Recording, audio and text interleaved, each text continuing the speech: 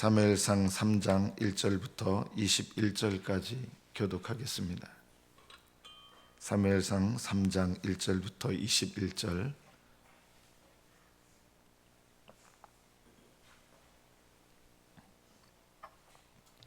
(1절부터) 교독합니다. 아이 사무엘이 엘리 앞에서 여호와를 섬길 때에는 여호와의 말씀이 희귀하여 이상이 흔히 보이지 않았더라.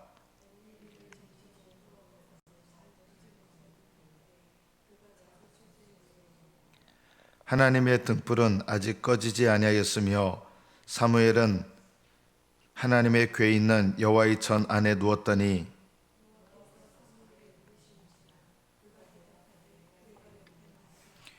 엘리에게로 달려가서 이르되 당신이 나를 부르셨기로 내가 여기 있나이다 하니 그가 이르되 나는 부르지 아니하였으니 다시 누우라 하는지라.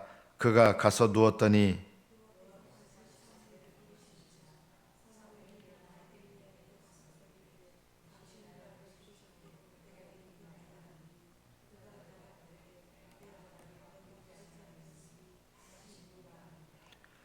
사무엘이 아직 여호와를 알지 못하고 여호와의 말씀도 아직 그에게 나타나지 아니한 때라.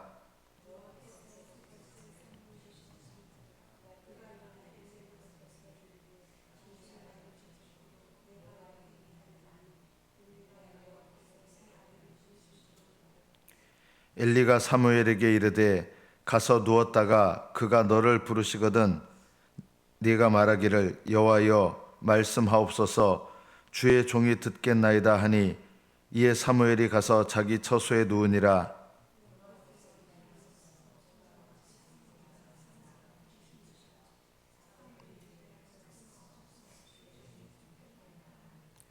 여호와께서 사무엘에게 이르시되 보라 내가 이스라엘 중에 한 일을 행하리니 그것을 듣는 자마다 두 귀가 울리리라.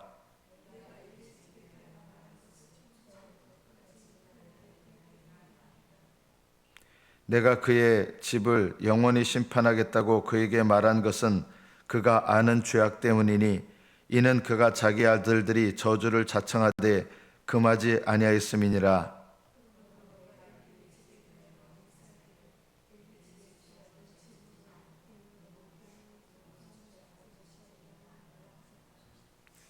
사무엘이 아침까지 누웠다가 여호와의 집의 문을 열었으나 그 이상을 엘리에게 알게 하기를 두려워하더니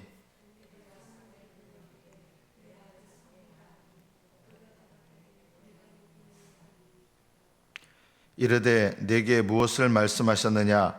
청하노니 내게 숨기지 말라. 내게 말씀하신 모든 것을 하나라도 숨기면 하나님이 내게 벌을 내리시고 또 내리시기를 원하노라 하는지라.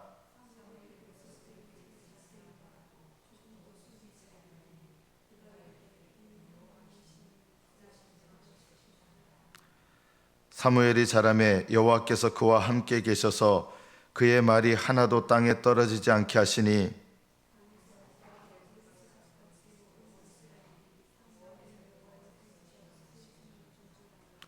여호와께서 실로에서 다시 나타나시되 여호와께서 실로에서 여호와의 말씀으로 사무엘에게 자기를 나타내시니라. 여기까지 받들어 읽겠습니다.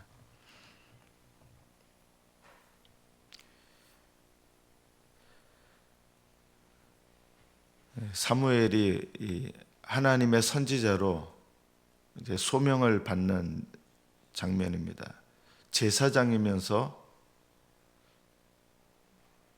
정식 제사장은 아니죠. 아직 어리니까 하나님의 선지자로 말씀을 대언하는 자로 이렇게 부르심을 받는 장면입니다. 이때 사무엘이 섬길 때 여호와의 말씀이 희귀했다 그랬습니다.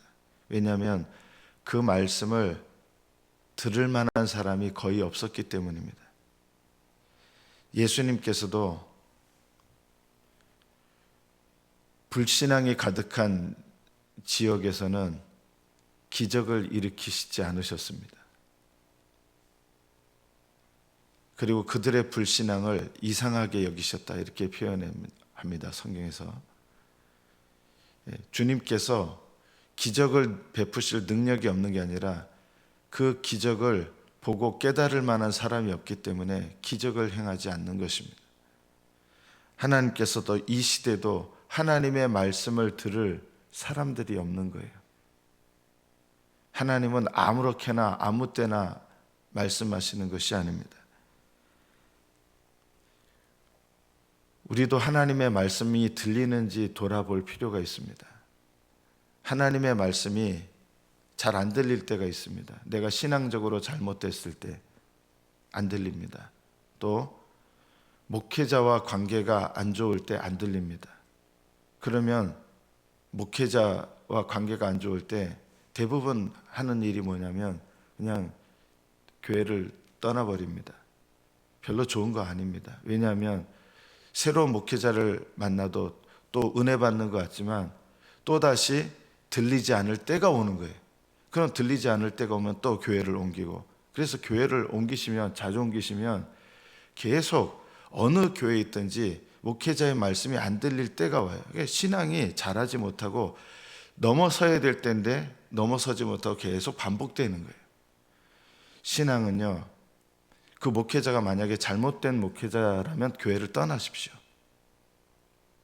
그러나 잘못된 목회자가 아니라면 말씀에 부딪힐 때가 있거든요. 그거는 내가 그 말씀을 받도록 나를 낮춰야 될 때예요. 그래야 내 신앙의 수준을 뛰어넘게 됩니다.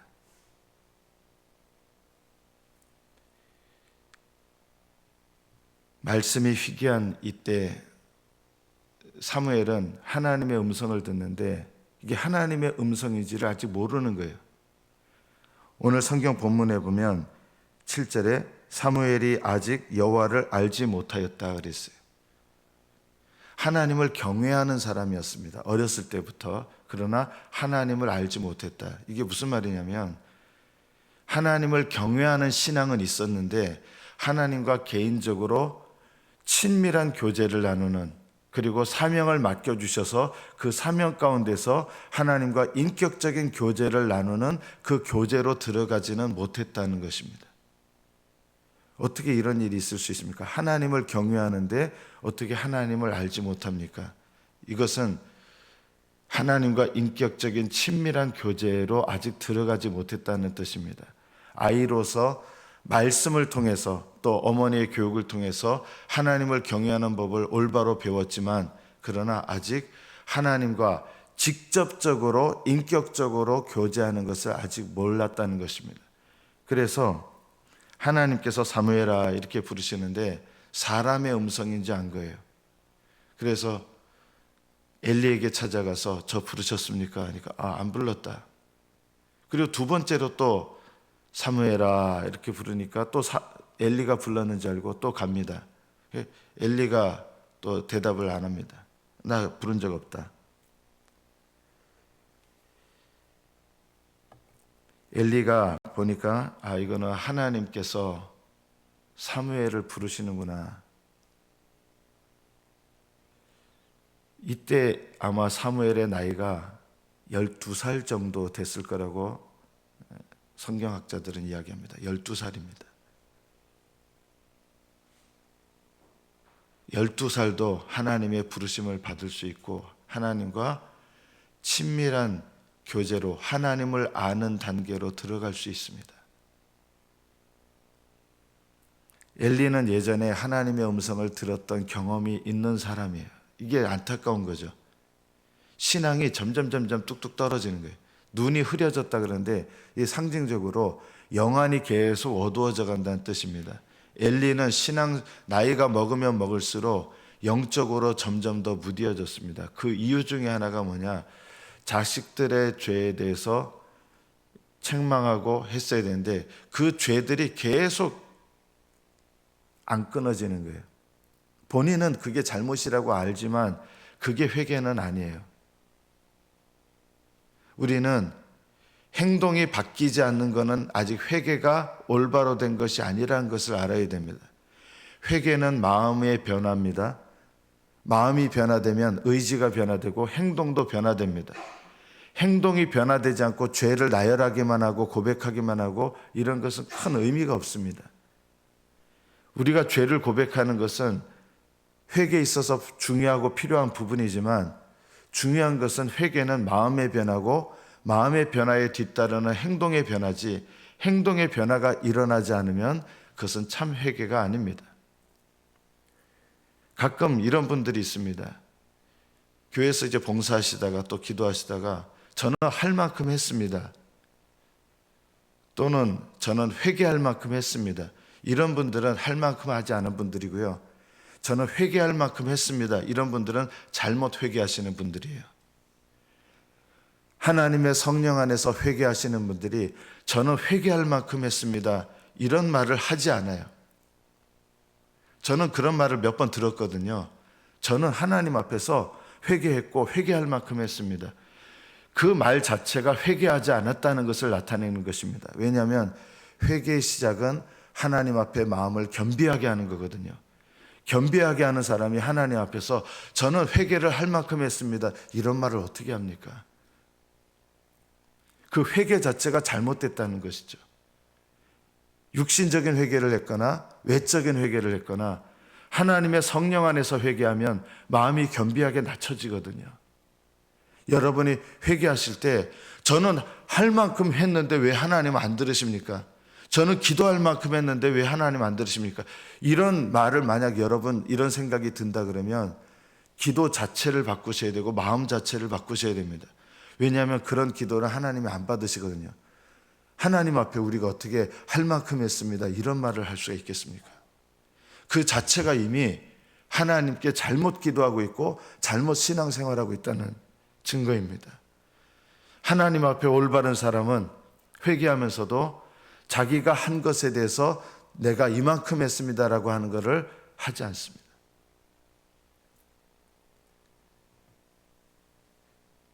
사무엘에게 이렇게 얘기합니다.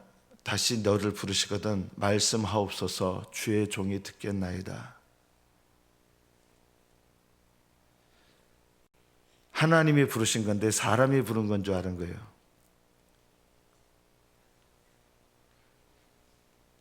하나님께서 주의 종을 통해서 말씀하실 때 그 말씀을 사람의 말로 들으면 부딪힙니다.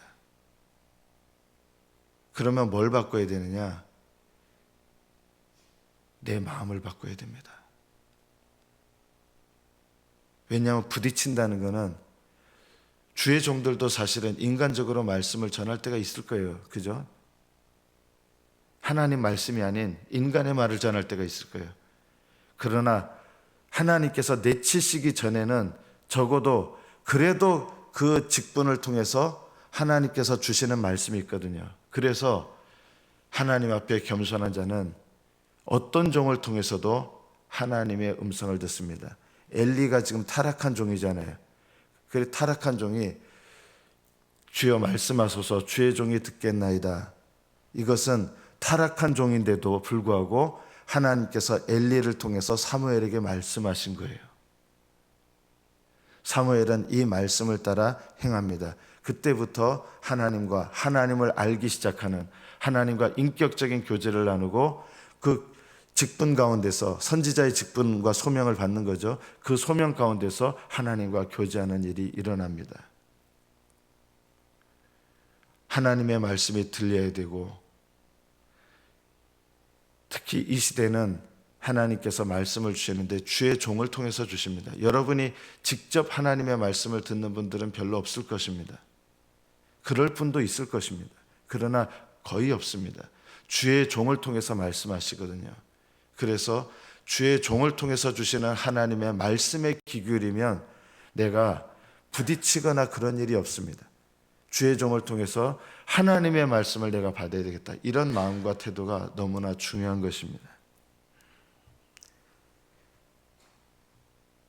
여호와께서 임하여 서서 전과 같이 사무엘아 사무엘아 그러자 사무엘이 말씀하옵소서 주의 종이 듣겠나이다 했는데 이때 처음 주신 말씀이 엘리의 죄에 대한 심판의 말씀을 주셨습니다. 심판의 말씀을 처음 받았습니다. 사무엘이요. 그러니까 이 12살 된 소년이 하나님의 말씀을 받았는데 이 말씀이 너무나 무서운 거예요. 엘리 집의 전에 대해서 말한 것, 하나님의 사람이 와서 저주한 게 아니라 심판의 말씀을 전한 게 있잖아요. 엘리의 집에 대하여 말한 것을 처음부터 끝까지 그날에 그에게 다 이루리라. 그리고 그의 집을 영원히 심판하겠다고 그에게 말한 것은 그가 아는 죄악 때문이다. 그가 아는 죄악은 엘리의 죄입니다. 두 아들의 죄가 아닙니다. 엘리는 이 두 아들을 방치한 거예요. 잘못했다고 책망은 했는데 징계하지 않았어요. 하나님이 엘리에게 원하셨던 것은요, 징계하는 거였어요. 그런데 엘리는 책망만 하고 그러지 마라. 그렇게 되면 너희들 누가 너희들을 속죄하겠느냐. 하나님 제사를 이렇게 함부로 하지 마라. 이런 얘기는 했어요. 그런데 안 들었잖아요. 그러면 징계를 했어야 돼요. 두 아들들을 제사장직에서 끊어냈어야 되는 거예요. 그런데 그거 안 한 거예요. 이게 엘리의 죄예요. 하나님이 끊어내라고 하신 건데 사실은 끊어내지 못한 거예요. 그가 아는 죄는 자녀들이 죄를 자청하는데도 책망만 하는데, 이거는 반은 맞는데요, 책망에서 끝나면 안 되는 거였어요. 여전히 죄가 자행되고 있잖아요. 그가 아는 죄악 때문에 아들들이 저주를 자청하는데 금하지 아니하였음이니라. 책망은 했는데 금하지 않았어요. 이것이 엘리의 죄악이었습니다. 그래서 엘리 집의 죄는 제물로나 예물로나 영원히 속죄함을 보지 못하리라. 이것이 얼마나 무서운 말씀입니까? 제물로나 어떤 제물로도 속죄를 안 하시겠다는 거예요. 너희들이 드리는 어떤 제물도 내가 받지 않는다. 이것은 정말 무서운 말씀입니다. 여러분, 우리는 날마다 예수님의 십자가가 필요합니다. 제가 이 마음이 안타까운 게 뭐냐면, 우리는 날마다 예수님 십자가 의지하고 성령님 능력 의지하고, 이게 신앙생활의 전부예요. 십자가를 의지하려면 내 죄를 깨달아야 주님 십자가를 의지하잖아요. 십자가 보혈을 의지하잖아요. 우리가 날마다 보혈의 능력이 필요 없는 날이 있습니까? 안 그렇습니다. 우리가 신앙생활을 그날 하는 건데, 그날 하는 신앙생활 뭐냐? 십자가 보혈 의지하고 성령님 능력 의지하고, 이 두 가지가 신앙생활의 전부예요. 처음부터 끝까지. 그러나 안타까운 건 뭐냐면, 십자가 보혈의 능력을 의지하지 않는 그리스도인들이 많습니다. 머리로는 알아요. 엘리처럼요. 엘리처럼 내가 무슨 죄를 짓고 엘리 다 알았잖아요. 그런데 뭘 안 했어요? 그 죄를 중단하는 거 안 하잖아요. 우리는 내가 무슨 죄를 저지르고 있는지 알아요. 저도 압니다 하는데 십자가 보혈을 의지하는 대로 안 나가요. 그럼 무슨 소용이 있겠습니까? 회개는요, 내 죄를 아는 게 회개가 아니에요. 내 죄를 심지어 나열하는 게 회개가 아니에요. 많은 분들이 죄를 그냥 고백하는 것을 회개라고 하는데, 회개의 본질은 십자가 보혈로 나가는 것입니다. 예수님께 나가는 것입니다. 십자가의 은혜를 의지하는 것입니다. 이게 회개의 본질입니다. 이 십자가 보혈을 의지하지 않으면 죄를 아무리 나열을 한다 한들 소용이 없습니다. 오히려 하나님 앞에 십자가의 은혜로 나가서 그 은혜 가운데서 내 죄를 고백하게 되고, 이게 필요하거든요.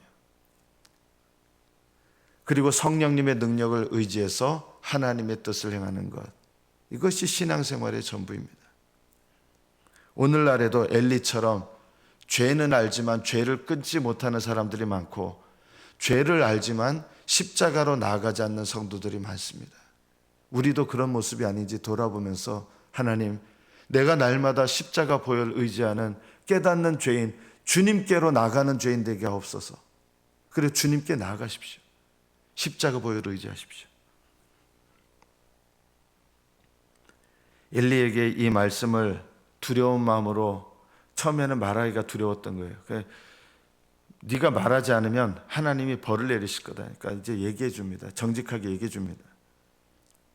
12살 소년이 이 말씀을, 무시무시한 말씀을 전한다는 게 얼마나 마음속에 부담이 됐겠어요. 엘리 제사장이 이 이야기를, 하나님의 말씀을 듣고 한 반응은 이것입니다. 이는 여호와이시니 선하신 대로 하실 것이다. 여기서도 역시 반은 맞고 반은 틀려요. 뭐가 반은 맞습니까? 이거는 하나님의 징계와 하나님의 심판에 대해서 겸손한 태도예요. 여호와시니 선하신 대로 하실 것이다. 그렇게 하셔도 하나님은 선하시다. 우리 집을 심판하셔도 하나님은 선하시다. 이거는 맞아요. 그런데 반은 틀린 게 있었어요. 뭐가 틀렸어요? 엘리는 여전히 회개를 안 한 거예요. 하나님은 선하시다고 인정하는데, 우리 이렇잖아요. 하나님은 100% 의로우시다. 우리 수시로 하잖아요. 하나님은 100% 의로우시다.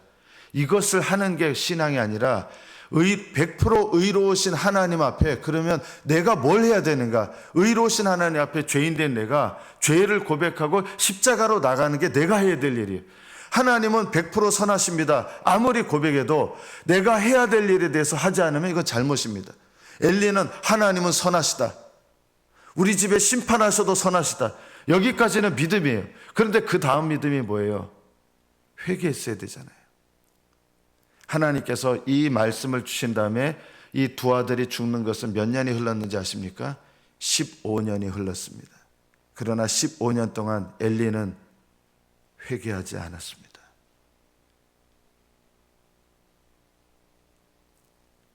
이 엘리의 모습은 예수님을 영접하고 거듭난 우리들, 하나님의 음성을 듣고 처음 거듭날 때는 막 얼마나 해피하고 모든 세상이 하나님의 은혜로 가득 찬 것 같고 그럴 때가 있죠. 그러나 내가 신앙적으로 떨어졌을 때 침체기를 겪을 수 있습니다. 그 침체기를 겪을 때 그 상태를 그냥 내버려 두는 것, 그것은 내 영혼을 방치하는 것과 같습니다. 엘리는 이는 여호와시니 선하신 대로 하실 것이다. 그것은 일부분은 맞지만 그럼에도 불구하고 엘리는 15년 동안 회개하지 않았습니다. 회개하지 않은 증거가 뭡니까? 마지막 그의 모습은 하나님의 저주를 받아 심판을 받아서 의자에 앉아 있다가 넘어지면서 목이 부러져서 죽는 것으로 인생을 마감합니다. 저는 오늘 간증문을 하나 읽어드리겠습니다. 여기 오늘의 간증, 불행에서 거룩이라는 제목의 간증입니다. 저는 가난에서 벗어나고자 교수가 되는 것을 꿈꿨습니다. 행복하게 살기 위해 열심을 냈습니다. 하지만 공부는 큰언니가 더 잘했습니다. 그런 언니에게 지지 않으려고 아는 척을 하다 보니 거짓말만 늘고 늘 긴장했습니다. 그러나 저는 고2 때 큰언니의 전도로 예수님을 영접했습니다. 예수님은 저희 거짓말을 끊어지게 하셨고 늘 저와 함께 하셨습니다. 그 후 30살에 미국에서 박사학위를 취득하고 돌아온 저는 앞으로 교수도 되고 믿는 사람과 결혼도 하여 행복하게 살 줄 알았습니다. 그러나 8년이 더 지나서야 5살 어린 남편과 불신 결혼을 했습니다. 더구나 교수가 아닌 시간 강사로 가정 경제를 책임져야 했습니다. 그런 와중에 저는 아이들까지 양육하느라 힘들었고 남편의 가정 폭력까지 더해지자 불행한 삶의 종지부를 찍고자 이혼을 계획했습니다. 오늘 본문에서 엘리는 사무엘이 3번이나 자신이 부르는지 알고 달려오자 하나님의 부르심인 것을 깨닫고 사무엘에게 대답할 말을 알려줍니다. 이처럼 하나님이 여러 사건으로 부르셔도 깨닫지 못하는 제게 큰언니는 교회 소그룹 모임에 와보라고 권했습니다. 저는 그곳에서 말씀을 붙들고 살아가는 지체들의 모습을 보고 믿음의 공동체에 속하게 되었습니다. 이후 결혼의 목적은 행복이 아니라 거룩이라는 말을 온전히 받아들이기까지 7년이 더 걸렸습니다. 이 모임에 참여하는데 내용은 인정이 되는데 이게 삶에서 인정이 아직 안 됐다는 거죠. 7년이 이제 더 걸린 거예요.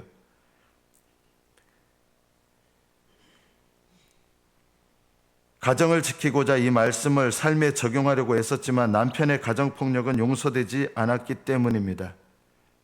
이제 7년 동안 이 모임에 참여하면서, 소그룹에 참여하면서 말씀이 맞다고 생각하는데도 정작 내 삶의 말씀은 적용을 이제 못한 거죠. 7년 동안. 그런데 저희 결혼 생활은 갑작스러운 교통사고로 인한 남편의 사망으로 막을 내렸습니다. 현재 아이들은 질풍노도의 시기를 보내고 갱년기에 접어든 저는 아이들과 씨름하며 고난의 때를 보내고 있습니다. 그러나 주어진 환경이 어떠하든 주님께서 함께 하시기에 평안을 느낍니다. 삶이 내 뜻대로 되지 않았지만 100% 오르신 하나님을 믿기에 다른 사람의 구원을 위해 오늘을 살아갑니다. 어떻게 보면 아주 극단적으로 표현하면 엘리의 삶에 하나님의 심판이 나타난 것과 같은 그런 삶이에요. 애들은 고통스럽게 하고 남편은 죽었고 교통사고로 죽었고 자기는 갱년기고, 하나님을 믿으면 이런 게 좌절로 해결되리라고 생각하지만 하나님은 이런 환경을 이분에게 주신 거예요. 그런데 엘리하고 이분하고 다른 게 뭔지 아십니까? 엘리는 15년을 기간을 주셨는데 여전히 회개하지 않고 고집스럽게 회개하지 않은 상태로 끝을 맞았습니다. 그러나 이분은 똑같은 상황인 것 같고 저주와 심판의 상황인 것 같지만 이 상황 속에서 하나님 앞에 나아가는 적용을 하는 거예요. 이건요, 엘리하고 이분은 비슷한 심판의 결과에 이른 것 같지만 전혀 다른 방향으로 나아가는 것입니다. 여러분, 저는 이분 간증이 대단히 우리 신앙생활에 저는 이거 유익하다. 이런 어느 교회에서 이런 간증을 이렇게 이게 무슨 간증입니까 이게요? 다른 교회에서 보면 이게 간증입니까? 저주받은 얘기죠? 아니에요. 하나님이 내 죄를 깨닫게 하셔서 내가 주님의 십자가로 성령님의 능력으로 나아가게 한다면 그것은 하나님께서 악한 일을 사용하셔서 악한 도구도 사용하셔서 나를 이끄시는 것처럼 내 삶에 악한 일을 사용하셔서 하나님은 나를 합력하여 선한 길로 인도하시는 선한 일로 얼마든지 쓰실 수 있습니다. 엘리의 길로 가지 마시고 이분처럼 하나님을 향한 주님께로 나아가시는 믿음의 적용을 하시는 저와 여러분 되시기를 축복합니다. 기도하겠습니다.